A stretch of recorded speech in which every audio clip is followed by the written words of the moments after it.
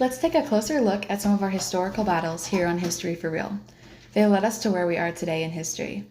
On this week's episode, we're bringing in an American duo that were rivals until the end. We will be asking them questions about some of their lesser-known battles.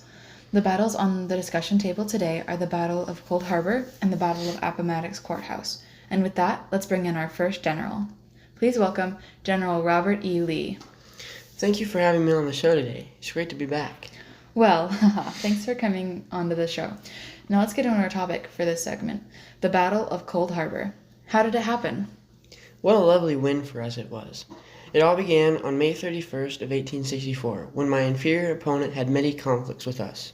But the real fight began on June 3rd, when he decided to launch a frontal assault on my men's defenses. Can you believe his audacity? He thought my men were overextended, and that was his mistake.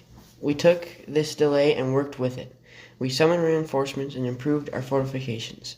On June 12th, the coward General Grant withdrew his forces, and he was unsuccessful at penetrating our forces and ran back to Petersburg to pick another fight. Wow, a lot happened there. How many troops did you have? After calling the reinforcements, we had a total of 62,000 forces engaged in battle. Out of curiosity, how many of that 62,000 did you lose?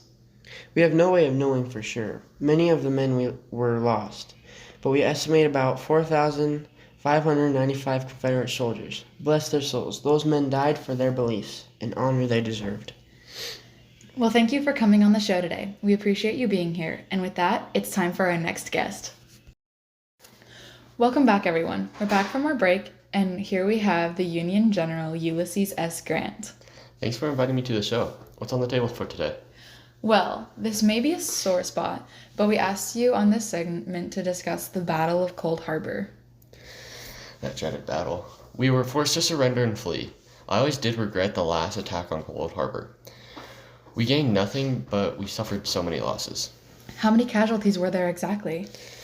The Union suffered roughly 12,737 casualties in total, which was a huge dent in our 108,000 forces that were engaged. Thank you for being on the show today. We'll bring you back soon and hopefully discuss a more cheerful topic for you. It's a pleasure. I hope to be back again soon. Let's take a look at those numbers that we saw. The total amount of engaged forces reached up 170,000 in all.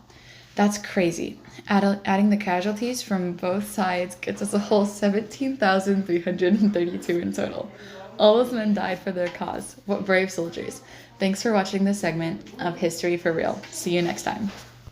Welcome back to another episode of History for Real. Today, we will be discussing the Battle of Appomattox. As a special surprise, we have brought in our generals from this fight.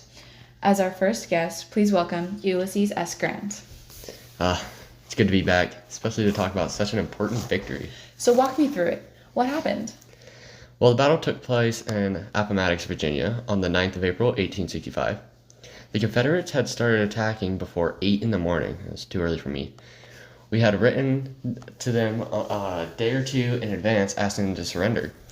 We knew they were running out of options, but they chose to proceed with their attack regardless. This led to a quick defeat. They should have surrendered when they had the chance. How many troops were in play here? Well, the Union had about 63,280.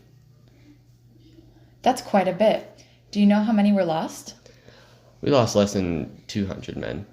Wow, with those low numbers, I'm sure a victory was not hard to achieve. Well, thank you for being a guest on this episode of History for Real. We'll be back after a short break with another fascinating guest. Welcome back. Today we've already visited with the Union General Ulysses S. Grant. Now let's take a look at the other side. We've brought in the Confederate General Robert E. Lee, and he's here to talk with us about the crushing defeat that led to the end of the Civil War. Ah, yes. My biggest failure, Appomattox Courthouse. General Grant already went over some of the details, but can you tell us how many forces the Confederates had engaged? We had 26,000 forces bravely marching into battle, all hoping for a victory. Unfortunately, we had around 500 casualties, which were men we desperately needed. What happened after? Confederate troops were led home safely. Union soldiers were ordered to withhold overly joyous celebration and were not to taunt our soldiers. We never signed a treaty, but our submission was enough to start the process of a rocky reunion. Well, that sure is interesting. Thank you for joining us and sharing some insight on the past. That's all for this episode. See you next time on History for Real.